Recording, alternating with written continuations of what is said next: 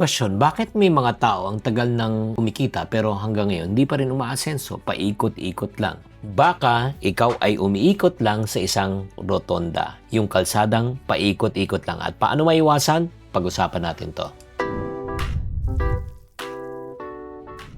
Hi there, this is Shane Kitan, your pambansang wealth coach. Today, pag-uusapan po natin yung malupit na connection ng rotonda sa personal finance natin. Maaari, hindi mo pa ito naririnig, pero once you hear it, at the same time, sabihin, oh nga no, kaya pala akong paikot-ikot lang pagdating sa pera. Bigyan ko po muna kayo ng idea kung bakit ko naisip to. Kasi galing lang po kami sa Madrid at Barcelona at doon ko napansin na marami palang rotonda doon. Rotonda yung paikot-ikot lang. At pinag-aralan ko kung bakit nga may mga rotonda. Alam mo ba na ang unang modernong rotonda na pinanganak ay noong taon 1907 sa Letchworth Garden City sa UK. Ito ay bahagi ng tinatawag na urban planning nila. Ang urban planning po nila kasi dumadami na po yung mga sasakyan pero hindi naman lumalaki ang kalsada. So may urban planner po, nag-create po siya ng better and safer traffic flow. Ang goal nila ay mapabilis ang daloy ng sasakyan at mas konti ang disgrasya, mas smooth ang biyahe. So parang free-flowing siya. Pinaganda po to at pinasimple po pa ng isang Frank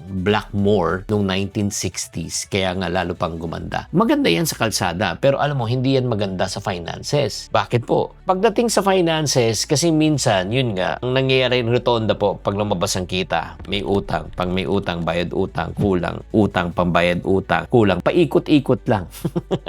Hindi po yan magandang financial circulation. Ang tawag po dyan financial disaster. Okay, ito na. Sulat nyo, tamang rotonda para tayo po ay maging free sa financial stress. Kumita, mag-ipon, mag-invest, paulit-ulit. Ulitin ko, kumita, mag-ipon, mag-invest, at paulit-ulit. Yan ang tamang rotonda. Kaya nga, ang tanong ko po sa inyo, gusto nyo bang magkaroon ng tamang rotonda? Kung yan ang gusto mo, unang dapat natin gawin is this. Magkaroon ka ng clear priority rule. Sa rotonda kasi may priority. Yung nasa loob ang may karapatan. Kung nasa inner lane ka, ikaw mauuna. Ganon din po sa pera. Non-negotiable po. Ang dapat mauuna sa priority po muna natin, ipon. Ipon para saan? Emergency fund. O pagkatapos may emergency fund ka na, next na ipon mo para sa investment. Diba? Kung wala kang priority at sabay-sabay ang gagastos, anong ending? Traffic, bangga.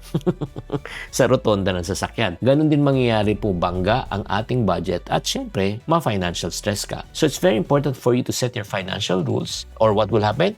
Money will rule over us. And then, ang kagandahan din dapat, pag tayo sumusunod sa rotonda, konti na po yung tinatawag na banggaan. Ganon din sa finances. Fewer conflict points po. Marami kasi nadidisgrasya sa intersections Kaya sa rotonda, naiiwasan yan. Same with finances. Kung sabay-sabay po ang ating gusto, ang ating needs, ang ating luho, ang ating utang, temptation, makakadisgrasya yan sa finances. Ang budget po ay parang roundabout. Again, uulitin ko, income, savings, investment. Income, savings, investment. It's very important na yan ang tama nating sundan. At ang kagandahan din, pag ikaw ay nasa tamang rotonda at sumusunod ang tao, may natural speed control Kasi pagpasok po ng sasakyan sa rotonda, ito napapansin ko, bumabagal po sila. Pagka dire-diretso kasi, pwedeng bangga. Ganon din ang diskarte mo sa pera. Pagpasok ng income mo, wag agad-agad. Pause. Stop. Tanungin mo sarili mo, need ko ba to? Long-term ba ang value? Baka magkamali ako, magkautang pa ako. Alam mo yung 3-second na pause na yan would save you months and years of regrets. Isa pang last na naintindihan ko sa rotonda nung pinag-aaralan ko, hindi sila nag-overload. When say nag-overload, yung parang sabay-sabay ba? Parang nag-choke. Rotondas fail kapag nag-choke point sila. Ganon din po. Kasi kung marami sabay-sabay, na mag-aagawan na. Dapat bigayan po. Ganon din po sa pera. Dapat bigayan din po tayo. Tatanungin natin sa pamilya at sa asawa, ano ba talagang priority natin? Priority ba natin mag-travel? Priority ba natin ay kumain sa labas? Priority ba natin luho, bagong damit, bagong sapatos? Or ang priority po natin, una, syempre,